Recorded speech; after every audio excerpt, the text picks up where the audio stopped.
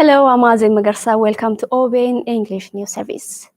The 8th ANA High-Level Forum on Security in Africa will be held in 5 May in Bahar Dar in Amhara Regional State. The theme for this year's annual gathering is Political Dynamics in the Horn of Africa, Nurturing the Emerging Peace Trends. The forum complements former meetings of African heads of state and government by assembling them in an informal, collaborative environment. It offers room and space for panel discussions, interaction with the floor, and bilateral talks to share views and experiences in a time-efficient, result-oriented, and open manner. The ANA Forum promotes Africa-led solutions by holding discussions on the strategic and proactive management of African peace and security issues driven by the interests to contribute to stronger ownership of these issues.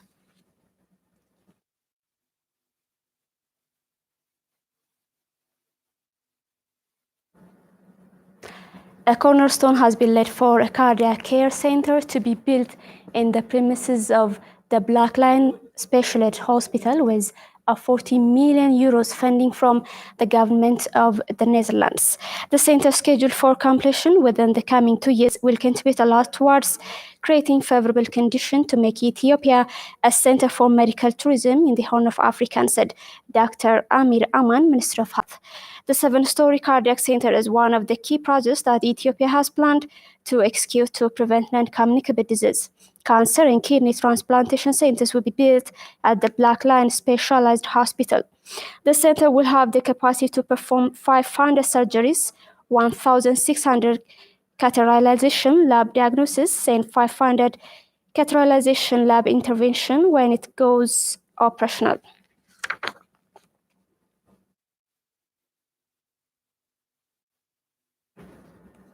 An Ethio-Sudan Business Forum opened in Finfinne, Ethiopia. The forum was co-organized by the Ethiopian Embassy in Khartoum and the Embassy of Sudan in Finfinne, according to the Ministry of Foreign Affairs. It brought together over 110 heads of companies and representatives of various businesses from both countries. In his opening remarks, Permanent Secretary for Economic Diplomacy and Diaspora Affairs at the Ministry of Foreign Affairs, Ambassador Dewanu Kadir underlined that the forum is instrumental in further strengthening the bilateral trade and investment ties between Ethiopia and Sudan. The first president of the Federal Democratic Republic of Ethiopia, Dr. Negaso Gidada, passed away aged 76. He was contributed well in the struggle of the Oromo people. Anwar Khalil.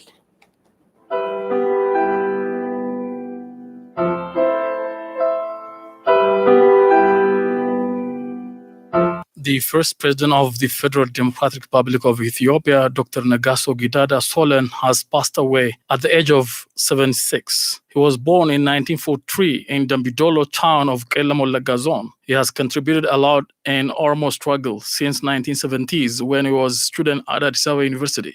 Negaso Gidada went to Germany and studied social history, where he has got his PhD from Johann Wolfgang Goethe University in Frankfurt am Main in 1984. He wrote his dissertation entitled History of Sayo Oromo of Southwestern Wallagga, Ethiopia, from about 1730 to 1886. Later, this dissertation work has been published in 2001 with 288 pages at Mega Printing Enterprise in Finnish City. እንደ ኦሮሞነቴ ስለ የኦሮሞን ህዝብ ታሪክ በመጻፍ ለኦሮሞ ህዝብ መብት ሲታገል የኦሮሞ ህዝብ የኢትዮጵያ አካል እንደሆነ As an Oromo, I wrote about the Oromo people. It was part of the struggle I made for the rights of my people. It was part of correcting the Ethiopian historiography concerning the Oromo people. Dr. Nagaso Gidada had also played a great role in the establishment of Machat Ulama Association. He was a member of the Oromo Liberation Front, OLF, when he was in Europe. He came home after the fall of the Derg regime and served as Minister of Information during the transitional government in Ethiopia in early 90s. Ummati keenya kan inni dhabee ture bara Dargiis bara Haile Sillaasees kan inni dhabee ture maanni ijaaramuu dhabee ture. Our people failed in the past regimes because of the lack of unity and getting organized. There was no respect of democratic rights.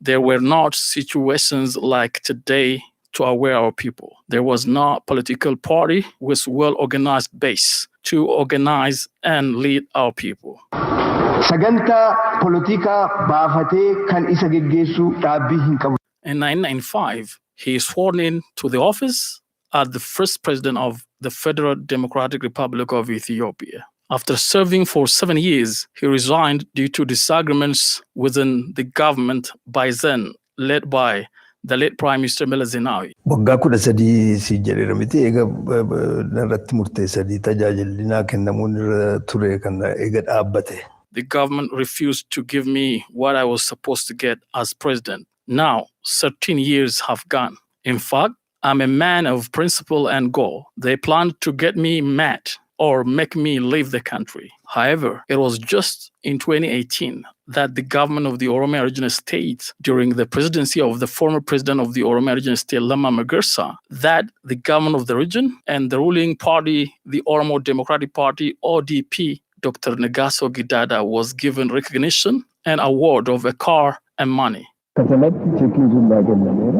I thank you. I'm happy for the recognition. I got this car too. Dr. Nagaso had his first wife, Dasituk Ajela, by whom he had 2 children, and his German wife, a nurse and a midwife, Regina Abels, with whom he was living. He has a daughter by Regina. Dr. Nagaso was fluent in Afan Oromo, Amharic, English, and German. He is survived by a son and 2 daughters.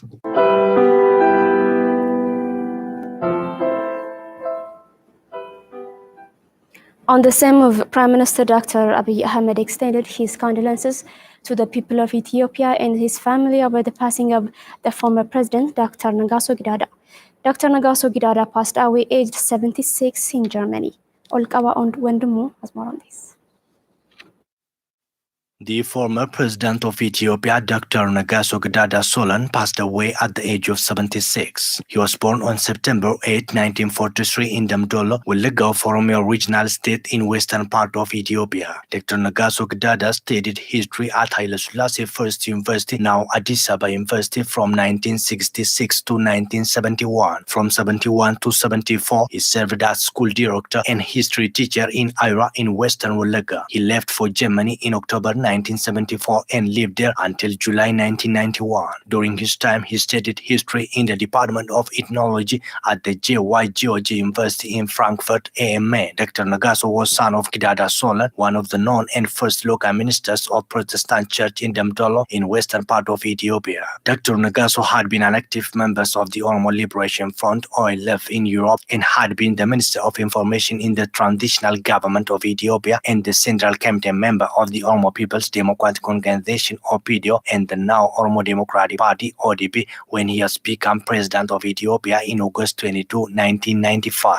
In July 2018, Dr. Nagaso became a founding member of the Forum for Democratic Dialogue, FDD, a new coalition of opposition parties and activists. Then in November 2009, he announced that he had joined the Unity for Democracy and Justice Party, one of the 8 parties in FDD, to try to unite Ethiopia. Dr. Nagaso was married to Regina Abels, a German nurse and midwife, and the first foreign First Lady of Ethiopia. In Ethiopia, one of the milestones of Dr. Nagaso's political activities in early 90s was to become a member of the Constitutional Drafting Committee, which was tasked to draft the present constitution of the Federal Democratic Republic of Ethiopia. Dr. Nagaso also served as chairman of the Constitutional Assembly, which adopted the current constitution. In 1995, he became the first head of state of the Federal Democratic Republic of Ethiopia and had signed on the proclamation Commission that adopted the final copy of the constitution, which remained intact but controversial as of years. Dr. Nagaso, who served as president of Ethiopia from 1995 to 2001, died in Germany when he was taking treatment. According to the office of the Prime Minister of Ethiopia, Prime Minister of Ethiopia Dr. Abiy Ahmed extended his condolences to the people of Ethiopia and his family over the passing of the former president. This also noted that a national committee to oversee the funeral arrangement is going to be established and will communicate the details of the funeral program accordingly. The Ministry of Foreign Affairs, the House of People's Representatives, the House of Federation, the Ministry of Transport and Regional States also expressed their deepest condolences over the death of the former president of the Federal Democratic Republic of Ethiopia, Dr. Nagaso Gidada. In an exclusive interview with OBN, scholars stress the need that intensifying relations of nations, nationalities, and peoples is crucial for the sustainability of the country. Oluma Baina. Scholars say Oromo people have a strong culture of living with various nations, nationalities, and people of the country. The scholars have discussed ways of strengthening people-to-people relations in the country at OBN studio. They also say that Oromo and Amhara people-to-people relations that were made so far have played a significant role in changing political conspiracy that had been hindering the benefit of citizens of the country. Assistant Professor Hika Waktole is a lecturer at Addis Ababa University. He said that Oromo people have good culture like Mogasa, giving a person an Oromo name, Guddifacha, adoption, and a culture of inclusion. He added that history of Oromo people wasn't written correctly. Oromoon akka hammataan taanetti akka namoota hundumaa ofitti qabee hin jiraannetti. History of Oromo people was not written well and correctly. But in reality, Oromo people have good culture of living with others. The first thing among Oromo values is Geda system. In Geda system, living with others is written as an article, but that was denied for a long period of time. It had been articulated that as if Oromo cannot live with others, even till recent time. Professor Hika noted that the reformist leaders have practically shown that Oromo people believe in living together than divide and rule policy. Dr. Abiy saba kana keessa saba kana bakka bu'anii baane. When Dr. Abiy Ahmed has come to power, some groups expected that he took revenge actions on eastern part, particularly Somali. But what he did was completely different. He rather negotiated the two people and the regions. This is a good example that Oromo have best culture of living together. Mr. Dafar Bakala is also a lecturer at RC University. He said Oromo and Amhara people should strengthen their relations and expand to the other regions in order to build a strong and democratic country. The relation of Oromo and Amhara people is very essential to transform this country. They should also share their experience to the other nations, nationalities, and the people of the country. The scholars also noted that the Oromo and the Somali people-to-people relation should be strengthened. If we take people living in Oromia and the Somali regional state, they share many things in common. For instance, they have common culture, religion, and values. Most of all Oromo and the Somali language share words. Both of them are also egalitarian society. Public representatives of the Oromo, Sidama, and Somali peoples hold discussion in Jijjiga town on ways of strengthening people-to-people relations. Participants of the discussion pledged to work on the stability of the country through escalating unity and relations of the Kush people. Soricha Kabenicha has more on this. A conference to strengthen the relationship between people of Kush families has been held at Jijjiga town of Somali regional state. On the conference aimed to introduce people of Kush families in Ethiopia, representatives of Oromo, Somali, Sidama, and Hadia were presented. The participant of the conference said that this conference has a significant role to bring sense of brotherhood among the people and strengthen unity between them. The major reason why we come here, Jijjiga town, is to restore our previous peace and culture of living together in harmony. For this day, the Oromo and the Somali should stand for the benefit and security of each other. Both of them have to stop fearing each other. rather they have to love each other. Following the previous disputes among Oromo and the Somali brothers, still there is a fear between them. Such a like conference has the power to erase that fear. Hereafter, the struggle of Oromo youth and their Somali brothers should focus on how to create a strong unity with other Kush people in Ethiopia. It has a great advantage for the politics of Ethiopia. I'm from Sidama. Today I feel like getting birds again. We never get each other. Previously, we know only Oromo, Somali, and Hadia are Kush.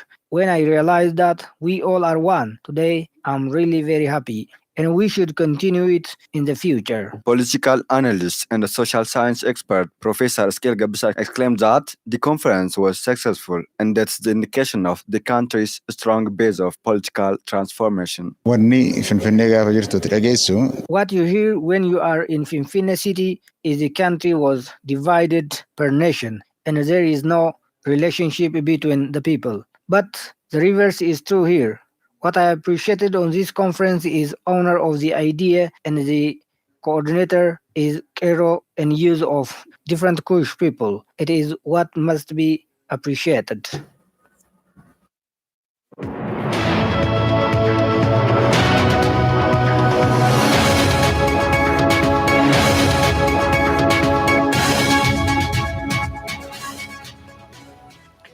Welcome back. You are watching English news from OBN. The United Nations will grant Mozambique and the Comoros Islands $30 million in emergency funds to help provide food and water and repair damage to infrastructure, the organization said after the second cyclone in a month slammed into the region. Cyclone Kenneth crashed into the northern province of the Southern African nation on Thursday, just as it was recovering from Cyclone Idai that hit further south last month. Weather experts are warning that Kenneth could dump twice as much as rain on northern Mozambique as Idai did. It has already killed 5 people as it unleashed heavy rains and flooding that has seen rivers burst their banks and smash whole villages. Cyclone Kenneth hit the northern Mozambican province of Cabo Delgado late on Thursday, flattening entire villages with winds of up to 280 km per hour. The World Bank estimates Mozambique and other countries affected by the tropical storm will need over $2 billion to recover. Mozambique also faces a cholera epidemic after the cyclone wiped out water and sanitation facilities, Reuters reported.